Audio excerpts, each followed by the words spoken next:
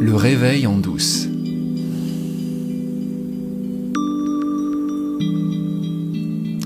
Pourquoi est-ce que je m'intéresse à l'IFS, Internal Family Systems?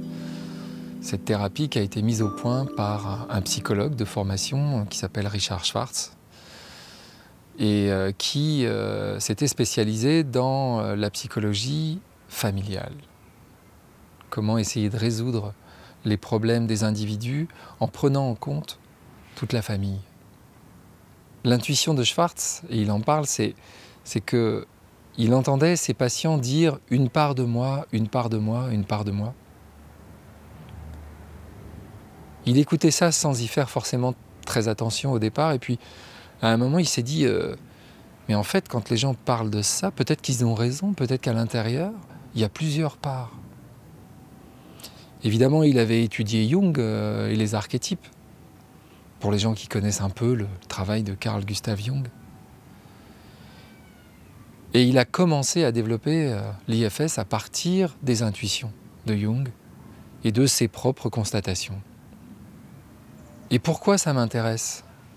Moi qui viens ici vous parler de non-dualité, de trois principes, de vipassana, de méditation, de notre vraie nature, de qui suis-je, etc., etc., en citant toutes sortes de professeurs de sagesse qui viennent de l'Inde ou qui viennent du Japon et qui ont été occidentalisés aujourd'hui par des maîtres comme Rupert Spira.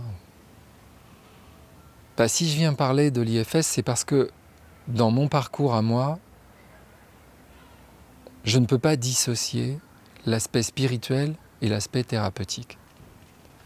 J'ai déjà raconté qu'en fait, j'en étais arrivé là parce que j'accompagnais celle qui partageait ma vie et qui souffrait de dépression, qui cherchait des solutions à sa dépression, qui ne soient pas forcément les solutions classiques. Et comme elle a une culture nord-américaine, elle était moins gênée par les questions de spiritualité que moi je pouvais l'être avec mon bagage religieux, catholique, chrétien, très pesant, et dont je me suis débarrassé difficilement au fil des ans. Donc moi je regardais ça un peu suspicieux, un peu sceptique, là où elle, ça la dérangeait pas du tout d'entendre parler de Dieu, du divin, bien qu'elle ait aucune culture religieuse. Je vois aujourd'hui à quel point il y a un bénéfice énorme à tenir les deux bouts à la fois, la spiritualité, la thérapie, quand on est confronté à des problèmes qu'on va appeler des problèmes de santé mentale. Elle était clairement aux prises avec des problèmes de santé mentale. Je ne pense pas que c'était mon cas. Moi, j'étais plutôt un chercheur. Mais j'avais ce souci de l'accompagner, d'essayer de comprendre, d'essayer de l'aider dans cette démarche de soins.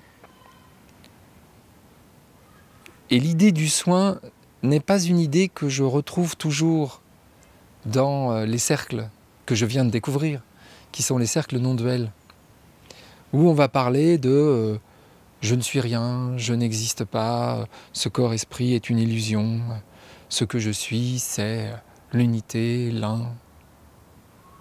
I am that. L'approche en spiritualité va être plus axée sur les pratiques. Par exemple, la méditation. Il y a des milliers de sortes de méditation.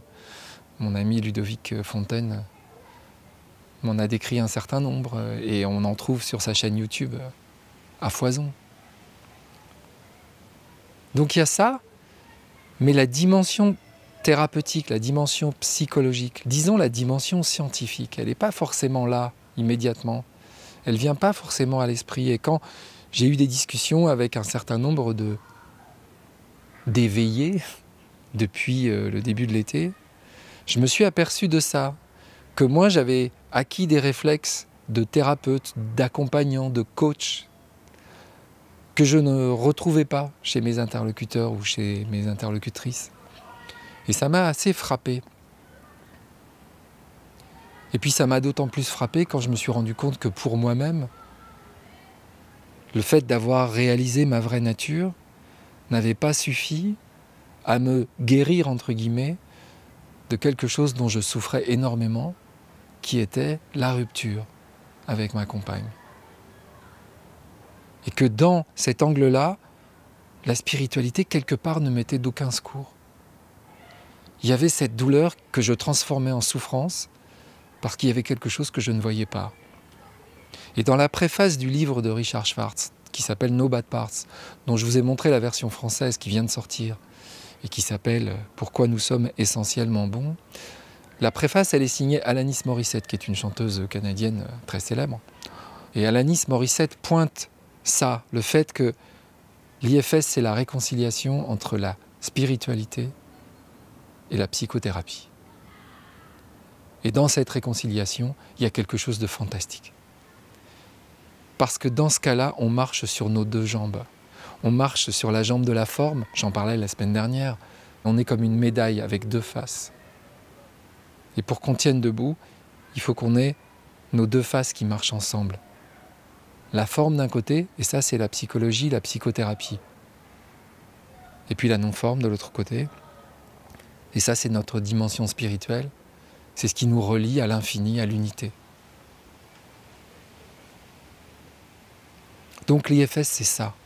C'est ce mariage extraordinaire dont on peut rêver qu'il arrive un jour dans la science, parce que la science sans spiritualité est complètement bornée et nous emmène dans le mur. Quand Richard Schwartz commence son livre, il dit pratiquement d'emblée « Ma plus grande découverte, c'est cette idée de self ».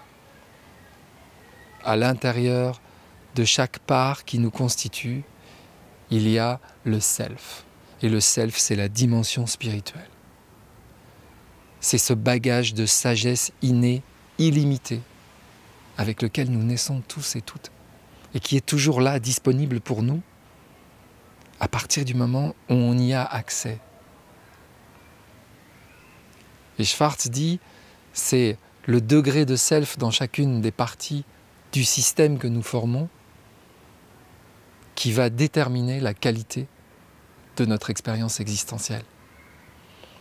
Et dans sa pratique thérapeutique, c'est ça qu'il cherche à faire, élever le niveau de self, élever le niveau de spiritualité, tout en étant attentif à tous les phénomènes psychologiques auxquels nous sommes confrontés en tant que forme limitée. Et souvent, ça part de traumas, ça part des conditions de notre naissance, ça parle de la chaîne des causalités qui détermine la forme que nous sommes, toutes et tous. Donc, si l'IFS m'apparaît comme tellement précieux, depuis que je l'ai découvert, et surtout depuis que j'en ai fait l'expérience sur moi-même, avec le résultat inouï qui s'en est suivi, c'est-à-dire cette sensation d'avoir enfin réalisé l'éveil dans sa totalité, d'avoir enfin accès à cette joie d'être permanente dans laquelle je suis depuis et dans laquelle j'ai l'impression de m'enfoncer au fur et à mesure des jours qui passent et qui me mettent à distance de temps de ce moment révélateur que j'ai vécu avec Sylvain Thoron et sur lequel je me suis largement étendu dans les épisodes qui précèdent. C'est cette expérience-là, c'est cette réalisation-là que j'ai envie de partager. Et j'ai envie de la partager en tenant les deux bouts à la fois. Et j'ai vraiment acquis la conviction que la spiritualité toute seule, la découverte de sa vraie nature, c'est pas forcément la panacée pour tout le monde. Il y en a pour lesquels ce sera la révélation instantanée. Ça, j'en doute pas. Et on a quelques exemples. Quand j'écoute Pierre Léré, quand j'écoute Gérald, son complice, quand j'écoute Emmanuel Herrera, que j'ai eu la chance de rencontrer, j'ai aucun doute sur la sincérité de leur éveil. Et apparemment, pour eux, c'est pas passé par la case-thérapie. Mais c'est pas le cas pour tout le monde. Et je parle tous les jours avec des gens qui, bien qu'ils aient réalisé leur vraie nature, sont toujours là à peiner dans l'existence et à chercher le chaînon manquant. Et en parlant de chaînon manquant, puisque c'est le livre de Sydney Banks que j'ai traduit et qui va bientôt sortir en librairie, Je pense que Sydney Banks avait cette intuition, la même intuition que Richard Schwartz. Et c'est pour ça qu'il a appelé sa découverte les trois principes. Et c'est pour ça qu'il a attiré vers lui beaucoup de psychologues, de psychiatres, comme George Pransky, comme Roger Mills. Et je continue de croire que cet étendard, il a autant de valeur que l'IFS. Parce qu'en fait, c'est la même chose. S'il y a une différence à faire entre l'IFS et les trois principes, c'est juste que les trois principes viennent de la spiritualité, là où l'IFS vient de la psychologie. Mais tout ça, ça vient converger. Et à l'endroit où ça converge, il y a de la santé, il y a de la joie, il y a de la sagesse. Il y a l'accès à tout ce que tu peux rêver de vivre sous cette forme, dans ce monde, quelles que soient les circonstances de ta vie. En ce qui concerne la communauté francophone des trois principes, je vous invite à noter déjà la date du 26 octobre. Le jeudi 26 octobre à 18 h, on aura de nouveau la chance que Robin Charbit, qui est une sommité des trois principes dans le monde anglophone, revienne nous parler et répondre à nos questions. Bloquez déjà la date sur vos agendas, puisque Robin nous fait le cadeau de sa présence à nouveau.